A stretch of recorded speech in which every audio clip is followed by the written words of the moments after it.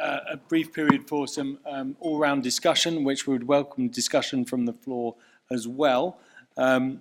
So until that time, I'll carry on with a Slido question and see where we get to. No, because there's some. When vets are uncovering using banned products to improve performance and therefore undermining welfare, should punishments be more severe? Tim or Leslie? So at present, in terms of banned substances, certainly in eventing, then they would be removed from competing and there'd be a large fine. Are we talking more severe than that? Are we talking imprisonment, or how far is more severe going to be? But there are very strict rulings, and each year the Champagne. Medication.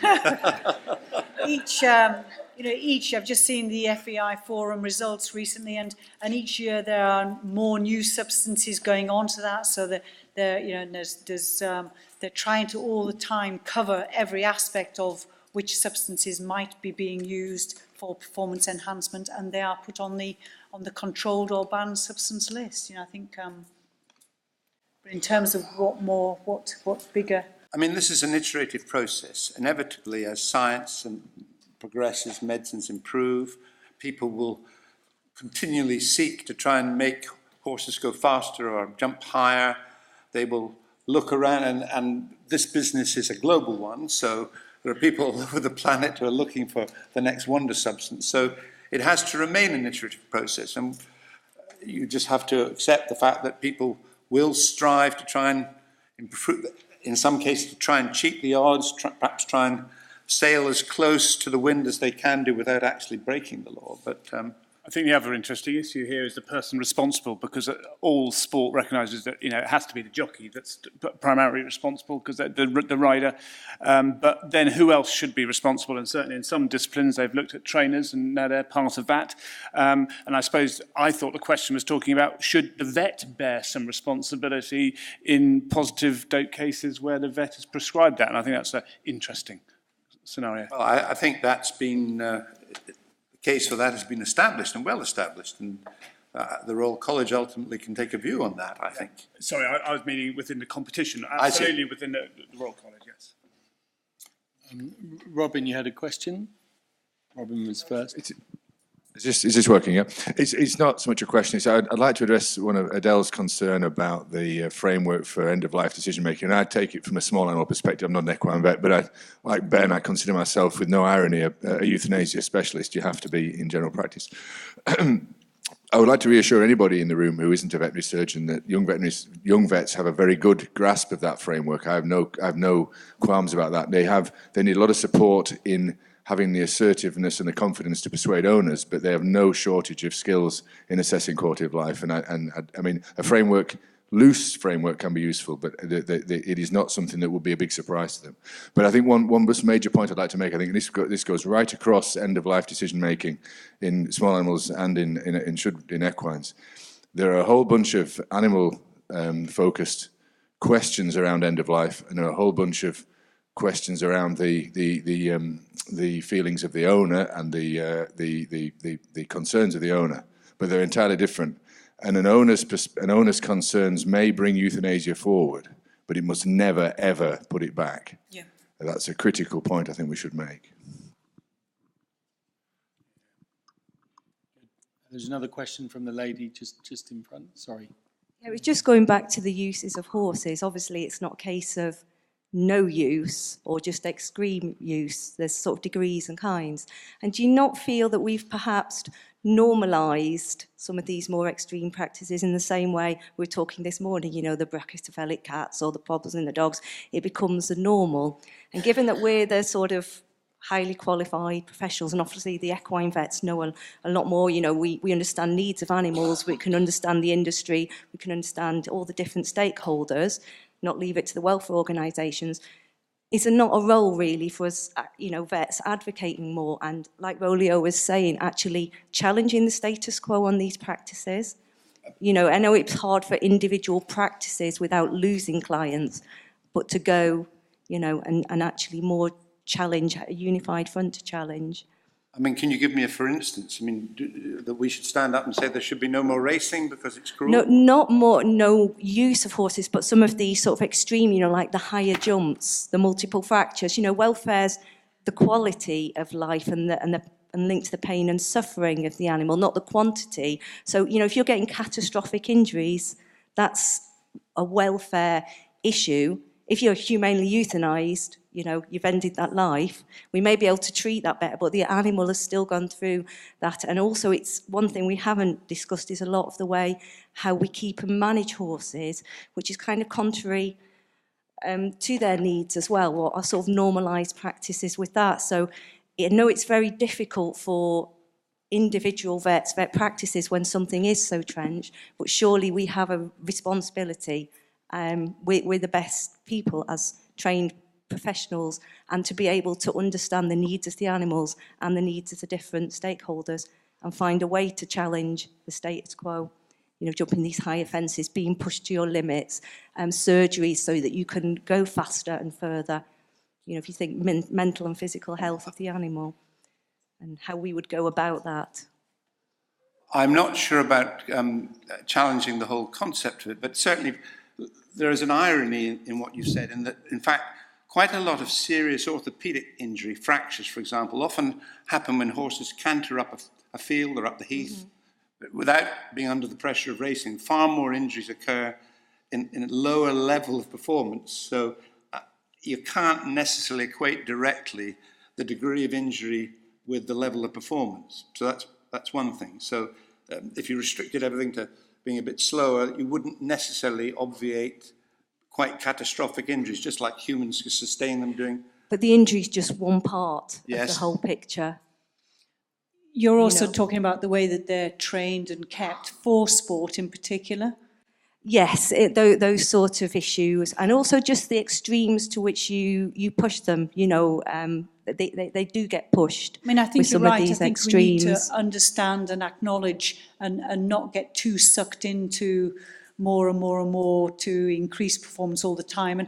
And I think that we have good veterinary bodies on each of the sports that always take a step back and look at this and are always looking at ways of improving the practices, and they pass that down through their trainers, through their eventing coaches. So I don't think it's ignored by any means, and I think we can always get better at it. But I think the other thing to remember is that not all horses that are kept for leisure are necessarily kept in perfect Absolutely, ways either. that's something that needs addressing as well. And sometimes the ones that are in the training yards or competition yards are probably, getting a higher standard of care. And I think certainly people have become more and more aware when training horses that in order to get more out of them, which may not be palatable, but they also are very good at the physiotherapy that's required, the good farriery that's required, the good veterinary care. So every aspect of good care is put into the recipe. So, they are getting more out of them, but they're also the care standards. And in terms of gastric ulcers and management, I think there's a massive awareness of good management. I guess the summary is the equine vets will understand the nuances of that side of it. You doing your side of veterinary work, so they're to try and be in a better position to push those changes And I'm sure it's the same and to speak out more. Yeah. I'm just going to move on to another question. There's a statement here: as a small animal vet, all the talks put the horse's work far above the horse's welfare and make excuses for low standards. Is it acceptable to race a lame greyhound? I mean, perhaps we haven't quite pointed out what happens, but at the start of any race, there's a vet at the start, and their primary job at the start is to pull lame horses, and they do a very good job at pulling out horses at the beginning of the race that they feel are going to have injuries or may have underlying injuries, which admittedly sometimes may have been hidden by trainer or jockey, and that's their primary role in the start vet. And similarly in cross country and eventing, there's an FEI panel which includes a vet, and all horses are trotted up prior to competition. So there's quite a lot of fail-safe mechanisms to prevent a lame horse running. I did a presentation some time ago, a few years ago, to this group, I think it was, or it was certainly to a BVA group, on injury rates based on my practice statistics. And injuries in horses occur in fields far more than in competition on a racehorse. And we have to sometimes face that horses are somewhat prone to injury, whatever they do in life. And if we didn't compete them, what would we do with them? There'd be these geriatrics or unused horses out in the field where these injuries occur, and the level of interaction and veterinary care does go down. And then it comes to Rowley's point, we shouldn't be breeding these horses if we're not using them, and it's a never-ending circle. There's a question at the back, please. Can I just come? I regret greatly if whoever. I feel like I've listened to 3 different presentations, but I only gave one. But I really did I hope that welfare was very much at the centre of what I presented and covered off. I think to come back to the earlier point, I think it's all about responsible use. It's about responsible ownership, but it's responsible use. And I think there is a fundamental ethical question whether it is right to use horses, and we use them for so many different roles. But if you accept that there is a use for horses, then responsibility comes with it. And one of the drivers of responsibility is the evidence. And I think the veterinary profession, through the field of epidemiology, it's really important that we encourage and indeed demand that in competition, in racing, that there's a constant drive to improve standards through the evidence. And I think where that's happened, I think you can see it has great progress. And you only have to look in the sport of endurance in some parts of the world where it doesn't happen, it can have catastrophic effects. And I think also, just to add to that, Ro, the point you made about Sue Dyson's work and looking at things like saddle slip and the facial signals are very important. This is pushing new ground, and so I would argue that the profession is keeping tabs on this and trying to always aspire to be better. Yeah, I've been very impressed since I joined Blue Cross at a model that PDSA have developed, which is the Petwise MOT. It's a tool, it's a framework to develop questions with an owner, with a pet owner, that addresses or asks questions around the 5 welfare needs. And what it doesn't do, it doesn't try to give a qualitative score, but it does have a traffic light system where you may look at the nutrition or the health or the companionship or the behavior of the animal, and you'd assign a score to that. And I'm wondering whether that will be a useful tool for the equine veterinary sector to start developing conversations with owners around the 5 welfare needs. Certainly as an equine practitioner in my career, I never felt very well qualified to comment about behavior or environment necessarily, or even ask those questions. I was always very much focused on health, and latterly, the last 10 years, on nutrition and weight management. So it's a tool for a vet, but actually it's a more important tool for an owner to understand they're answering the questions, and a traffic light signal is assigned, and an owner's getting an impression of their horse's quality of life. So for environment, it might be there's barbed wire in the field. That's a big amber or even a red. The environment may be that it's an advanced athlete and it goes to some performances that are an amber. An owner becomes aware that these sort of things can compromise welfare. And I wonder if that could be a tool that could be developed for the equine sector to use. Thank you, David. There's a question here from the President of the Royal College, Chris Tufnell, who should be asking himself this question, really, which is, how do we deal with the tail wagging the dog problem that Rowley mentioned when equine vets insist on behaving in a dog-eat-dog kind of way? So Chris, would you like to expand on that, please? There he is over there. So presumably, Chris, you're talking about competition between equine vets, and I think we were discussing it earlier. And it's an issue, I think, for all veterinary practices in terms of equine or small animal. But communication is the key, and I think you chaps up there just in the floodplain of the Thames, should enforce that as much as you can, as well as encourage. Thanks, Ben. You were the one who mentioned the dog-eat-dog behaviour of vets, actually, earlier this afternoon. I think those of us that work in equine practice are well aware that there are people out there who concentrate rather more heavily on covering the capital cost of the equipment in the back of their car than necessarily on the welfare of the animal in front of them. And that, I think, is a major concern. But I think what Rowley was referring to specifically was the trainers ordering up a list of treatments that they would like to have a horse have without any diagnosis at all, and then being very happy to take their animal away if it wasn't going to get the treatment or procedure that they'd demanded. I'm well aware that that occurs too. If they found no vet willing to carry out that procedure, they'd have nowhere to go and we would be back in the driving seat. And that was what I was referring to, is that there will be trainers out there who want a tie-back performed on this horse regardless of what the vet tells them. And what do you propose we do about that? Well, we have to stop horses travelling to France and Ireland for a start. But that's where most mine seem to. We do need to start all trying to sing from the same hymn sheet, don't we, really? I think that's going to be important.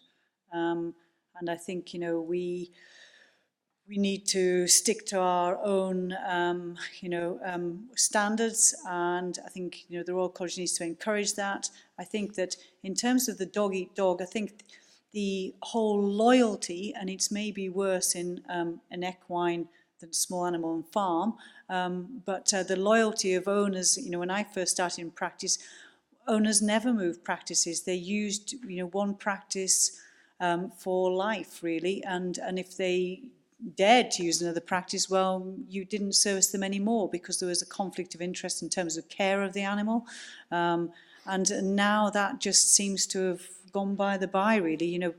Each yard uses many different vets, and do the vets really communicate with each other about what care they're providing? I think that's a really challenging area, and in the north we're very privileged because it's probably a lot less in the north than it is in the south. But you only have to look at the way people approach their electricity bill or their telephone, and this is the way that modern society works, unfortunately. So I would agree entirely with what Leslie said.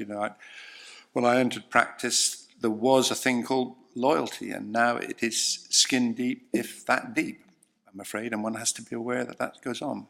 But we have to go back to our loyalty is to the animals. That's the Absolutely. declaration we took when we became vets. And I think actually, the reality is, I suppose you may lose clients, but if that's the price it takes to actually uphold the standard, then I would say so be it. But then I'm not in practice. I can say from my own experience that when I joined our practice, I refused to set fire to a horse's leg, and we lost cases as a consequence of that. But I mean, it's a no-brainer. I think you just have to say there are certain lines in the sand that you cannot cross. I think so, and I think clients also locally get to know the ethics of particular practices, and it actually becomes a selling point, I think the ethics of one's own practice and compared with other practices, and one can build on that even though one loses clients. There's a question, the lady in the white.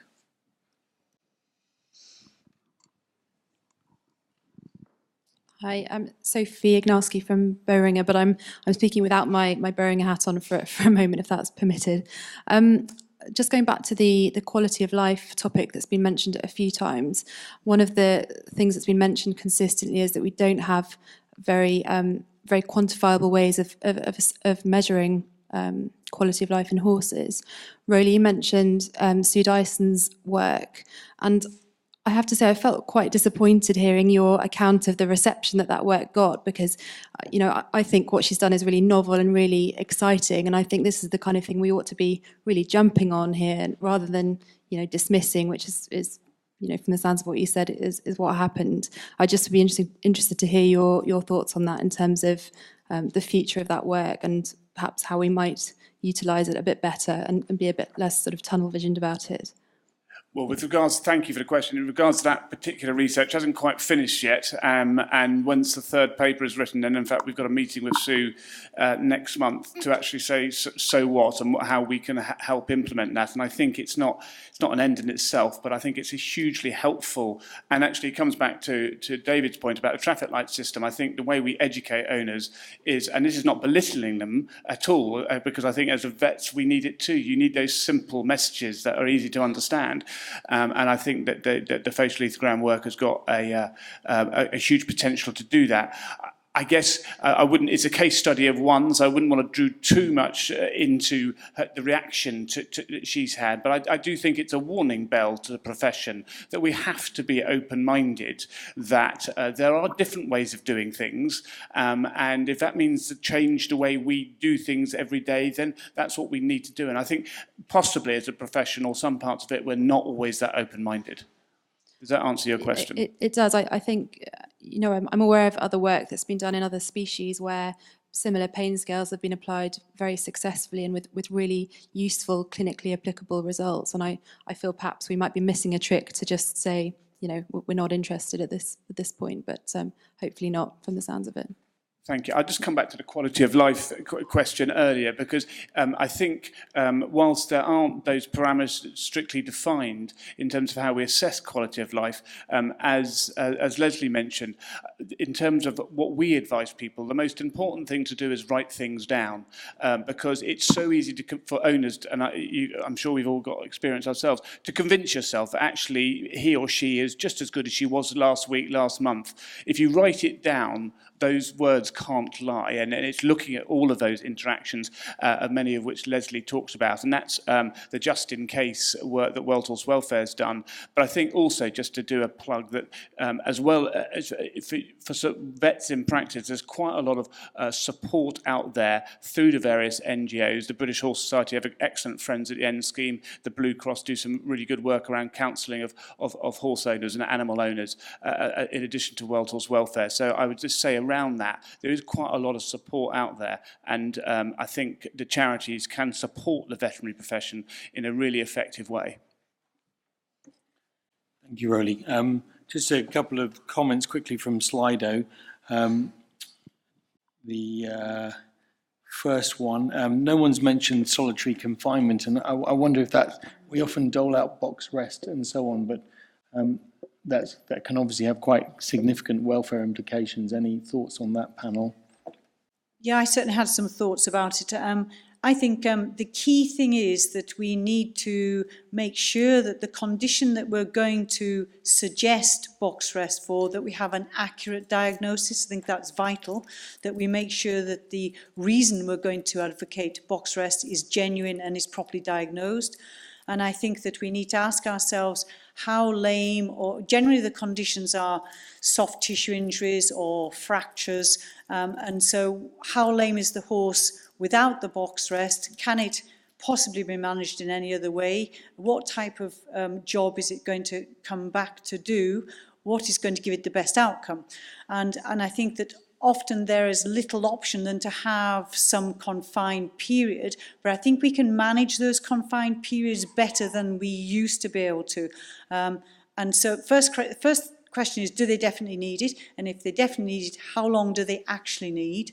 And while they're in that confinement, what can we do to make their environment more stimulating?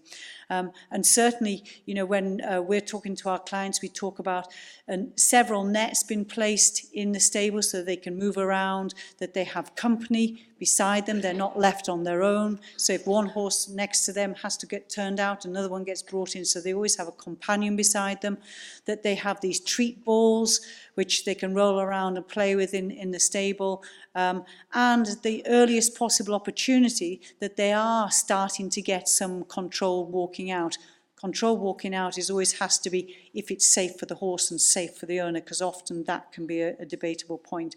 But I think we can manage it better and work out the minimum times that they need to have in complete confinement. can I just add to that, in one respect, we learned a lot when we started doing joint surgery in horses with arthroscopy, in that traditionally horses have been given a huge chunk of time off after surgery. And in fact, what was discovered, that bringing them back after a prolonged period of rest actually was worse for them because their whole body detrained. And in fact, if they could be reintroduced to a controlled exercise program early, it was actually better physically for the horse. So there's evidence to support what you've just said. And I think also feeding them well in that time, making sure that they have appropriate nutrition so that they, because in historically they were fed very lightly, there was a massive weight loss, they looked awful when they came out of that box rest period. There's no real need for that anymore. I don't think there's good nutritional advice as to how they can be fed well. Just widening that question out a bit, I mean, it's interesting, in countries like Denmark, it's legislation that every animal has to have 2 hours out at pasture every day. Now, this is obviously not for cases which are under veterinary intervention like this. So I think actually how we manage our horses in the 21st century does need to be hugely improved, because there's no doubt that a significant proportion of the UK horse population is stable for far too much of the time, and it doesn't need to be the case. And again, as vets, we need to help educate horse owners about the benefits of that. And indeed, there's a Danish dressage rider last year who gave a presentation to the FEI about her Grand Prix horse is turned out every day with other horses. So they don't need to be wrapped up in cotton wool. They're social animals, and we need to remember that in how we manage them. Just very quickly, this gentleman's been wanting to ask a question for some time. Please introduce yourself, sir. Sir Charlie Mason, Technical Director at the Humane Slaughter Association. I'd like to ask the panel a technical rather than ethical question, one which I've been asked many times over the last God knows how many years, most recently yesterday by a newly qualified vet at our local show. And that question is, when a horse has to be destroyed, is the bullet, taking into consideration purely animal welfare and nothing else, is the bullet preferable to the barbiturate or other chemical agent? I have my views on it, but I think that that the fact is that either chemical euthanasia or the use of the bullet are both humane if carried out in the correct manner, both as humane as each other. I think the effects on the horse, as we said earlier, in terms of explaining to the owners, are obviously totally different. But in terms of the humane method of euthanizing a horse, they are both equally as good welfare. No, I'd agree. Sorry, after you, Roddy. I'd certainly agree with that, but then what then becomes critical is what the confidence and of the attending vet is. So, clearly, if they are not confident in shooting an animal, then injecting it is definitely going to be better for that animal's welfare. I have to say that in our hospital, we still often will shoot horses, but it will be an option offered to clients, and some clients just can't get their heads around the idea that a horse could be shot. But I think if you sedate the horse, if someone with experience does it, it's a very humane way to dispose of a horse.